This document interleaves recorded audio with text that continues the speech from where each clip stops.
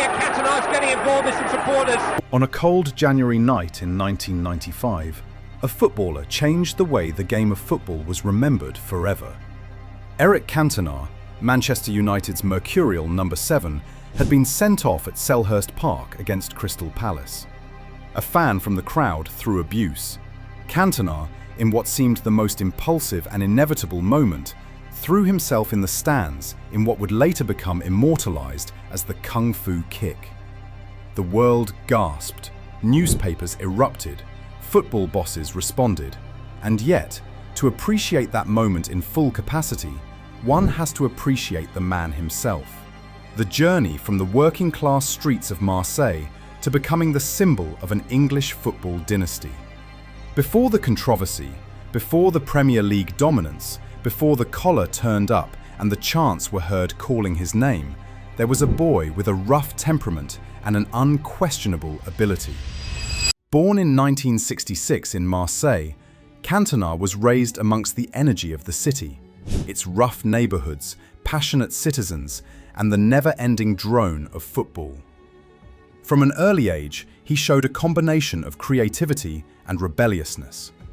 Teachers and coaches remembered him as intense, unpredictable, and impossible to ignore. He did not merely play football, he played it with flair, with audacity, and with a streak of defiance that would remain with him throughout his career.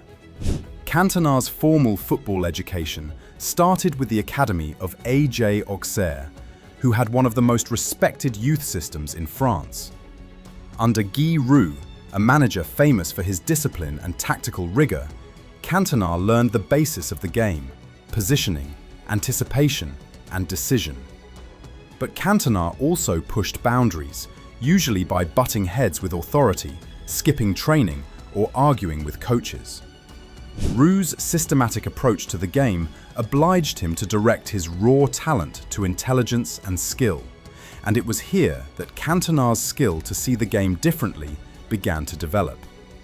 He was a striker, not just waiting to be served, but dropping, drifting, and making the play. He was a creator and finisher all in one. By the mid-1980s, Cantona broke into Auxerre's first team.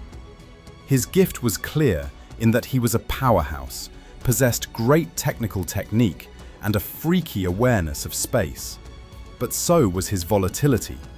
He was suspended for conflicts with referees, disagreements with teammates, and occasional on-field temper. However, time and again, he would rise up to prove his genius and remind everyone that football, for him, was the art and battlefield. This duality, genius and unpredictability, became the banner characteristic of his early career. A move to Olympique de Marseille followed, which was supposed to be a platform for national dominance. Marseille in the late 1980s were ambitious, and Cantona at first fit the mold. He scored, he created, he dazzled. But friction rose to the surface soon. He butted heads with management, brawled with teammates, and even faced disciplinary sanctions. His mercurial temperament made for sustained harmony. During this time, he was also loaned to Bordeaux and Montpellier.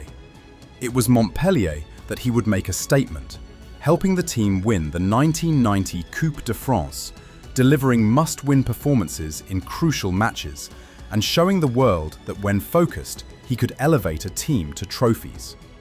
However, despite his own success, his intensity would often create conflict, like the theme that would follow him throughout his career. Cantona's relationship with the French national team was also volatile. Frustrated with management, he made a bold move for a young rising star by announcing a short-term retirement from international football. It was a decision which demonstrated both his independence and his lack of willingness to compromise, which was to characterize his later career in England.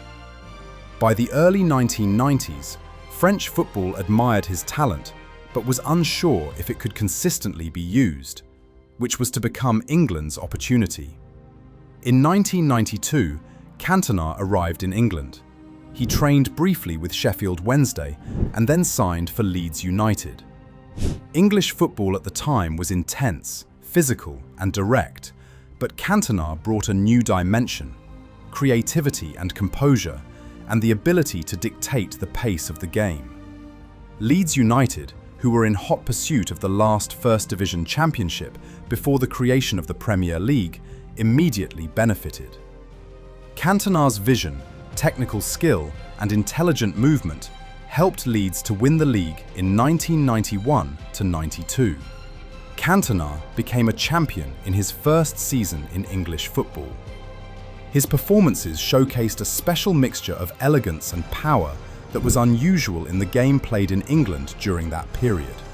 However, just months later, Leeds made a decision which would change the history of football. In November 1992, Cantona was sold to Manchester United for £1.2 million. The move shocked the world of football. Realising the potential to transform his squad, Sir Alex Ferguson took a gamble on the mercurial Frenchman.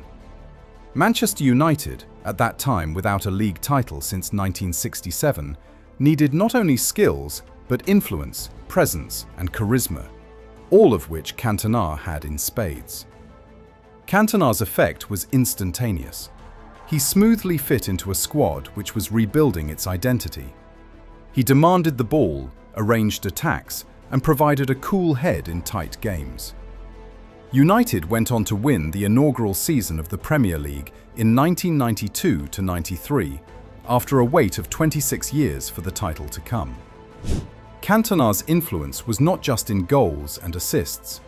He transformed the mentality of the team, giving players confidence, boldness, and inevitability in matches. Over the next couple of seasons, Cantona's presence would help to transform Manchester United into the dominant force of English football. In 1993-94, United won the domestic double, the League and the FA Cup. Cantona scored 25 goals in all competitions, many of them decisive. But perhaps more importantly, he was the centre of the team, the player around whom the new identity of the club was built. His rapport with others, such as Ryan Giggs, Mark Hughes and Paul Ince, made the entire group stronger, combining young and old into a team that could hold its own for a long period of dominance. Cantona had a distinctive style, instantly recognisable. He wore his collar up, he walked with deliberate posture, and seldom celebrated goals with excess. He united physical strength with technical skill and played volleys, chips, and passes with precision. He intelligently drifted into pockets of space and would draw defenders out and open opportunities for others. He was a creative striker, a playmaker, a psychological leader at the pitch, commanding attention without the armband of the captain. Then came January 25th, 1995. In a match against Crystal Palace, Cantona was sent off for a foul. As he was walking onto the tunnel, a supporter, Matthew Simmons, called out abuse. Cantona reacted impulsively and jumped into the crowd, in what would become the infamous Kung Fu kick. The incident sent shockwaves throughout England and the footballing world. The Football Association banned him for 8 months, and Manchester United removed him temporarily as their captain. The event, which as a result was controversial, became indelibly tied to the story of Cantona, a player whose genius was irrevocably linked to his temperament. During his suspension, Manchester United suffered. The lack of Cantona helped to emphasise his influence. He had not only been a tactical presence, but a psychological one. The team did not have the aura and belief that he brought. When he returned in October 1995, the reception at Old Trafford was thunderous. In his first game back, he scored against Liverpool, immediately reasserting his authority. Cantona had not only returned, he had returned to remind the world as to why he mattered. The season of 1995-96 was an attest to his leadership and impact. Surrounded by a young squad coming through Manchester United's academy, including David Beckham, Paul Scholes and the Neville brothers, Cantona was both a coach and a talisman. Critics said the youth would fail to play the crunch games. Cantona reacted on the pitch, scoring vital goals, keeping his head, and showing he was a player who can deliver when it was needed most. The highlight of this season was the 1996 FA Cup final against Liverpool. With the game deadlocked with time running down in the second half, a loose clearance fell to Cantona at the edge of the penalty area. With a quick and clean volley, he managed to put the ball into the net. He stood perfectly still with his collar up as chaos broke out around him. The goal won the double for Manchester United and has since gone down in football history as one of the most iconic images in English football. Cantona, in that moment, summed up his career: decided, elegant, and magnetic. The 1996-97 season saw another league title come their way, and Cantona, now the captain, remains central to United's success. He scored 15 aims in the league, many of them deciding, although his impact was not just in scoring. He led younger team members, kept the team under control in matches, and controlled the tempo of play. By now, not only was his presence tactical, it was cultural, influencing the way that Manchester United played, how they thought, and how they approached problems. Then, at the height of his powers, Cantona retired in May 1997 at the age of 30. The news caused a sensation in the footballing world.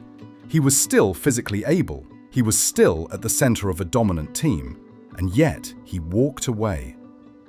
Cantona later explained that he had lost the fire needed to train every day, and if he was not totally committed, he would not carry on.